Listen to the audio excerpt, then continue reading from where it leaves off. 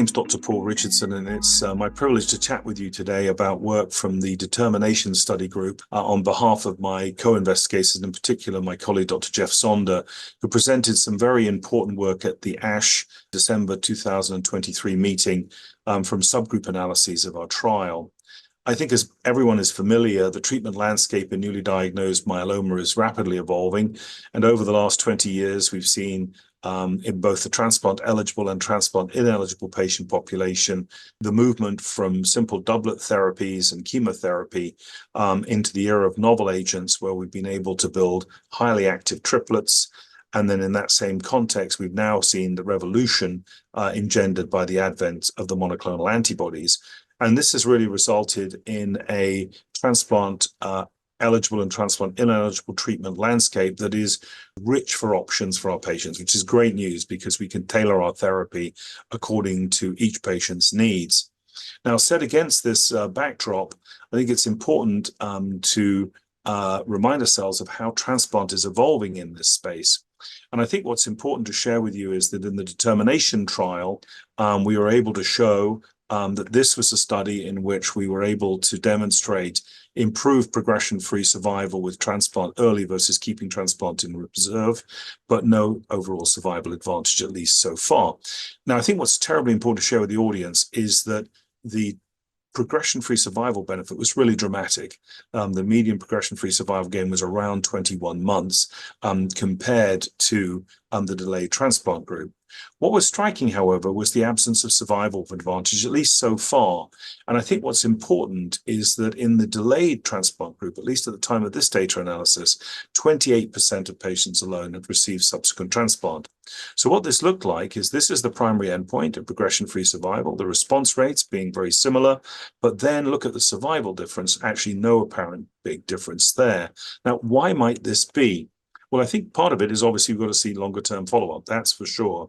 But I think, as I mentioned previously, it can't just simply be that delayed transplant is equalizing the playing field, because only 28% of the patients so far received delayed transplant as of the time of this data analysis. I think it's important to note that there were higher rates of acute toxicities seen with early transplant, but very importantly, I want to emphasize the clinical benefit of progression-free survival gain. And also there was a drop in quality of life that from a patient perspective was very important during transplant. But again, encouragingly, this recovered. Now, I think what's again another point to make is that we did see the increased risk of hematologic second primaries in the early transplant arm, albeit small and rare, but nonetheless significantly different in the context of early transplant. So with this in mind, will we see, as we go forward, the continued absence of overall survival benefit now that we're using quadruplets? Will it mean that the quadruplets with the antibodies are starting to level the playing field, if you will? And is there therefore an increased rationale for deferring transplant in select patients, recognizing that early transplant, clearly with that progression-free survival gain, and especially in high-risk myeloma, has a clear progression-free survival benefit and possible overall survival benefit in high-risk disease? So the converse then is, what about subgroups? Are there subgroups in whom patients might reasonably keep transplant in reserve? And with this in mind, Dr. Jeff Sonder from the Determination Study team led our abstract, which was presented as a poster presentation at the ASH meeting.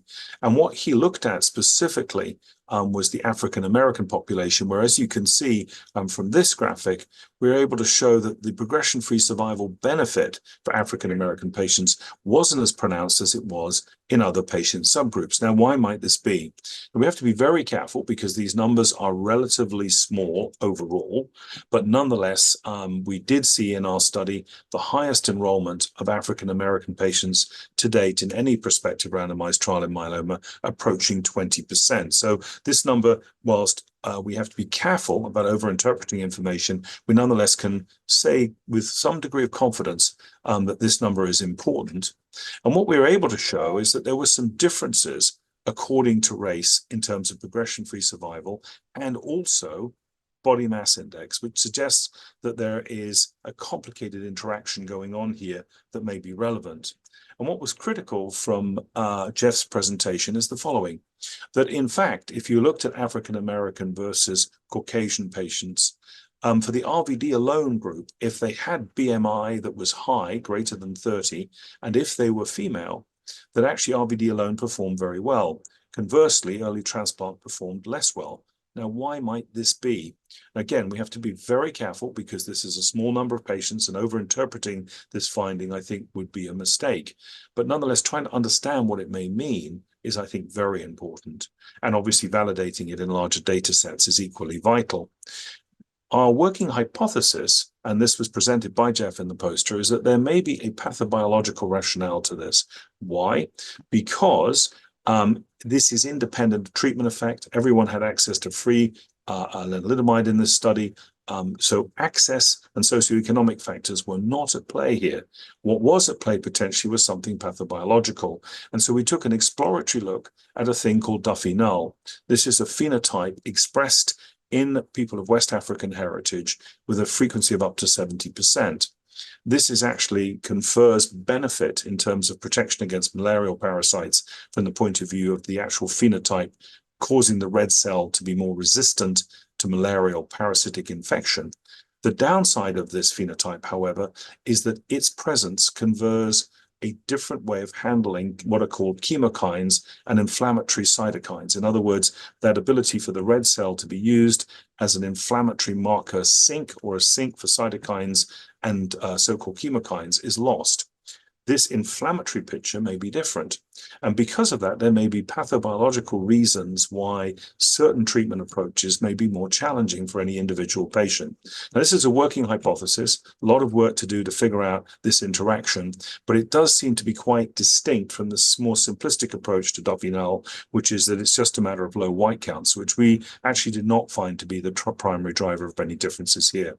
So fascinating work, lots more to follow, but a very interesting early observation that truly one size may not fit all, and that looking carefully at particular patient subgroups with strong pathobiological rationales for potential benefit may be very important as we go forward in further refining treatment options for our patients, and at the same time with the overarching goal of improving outcome.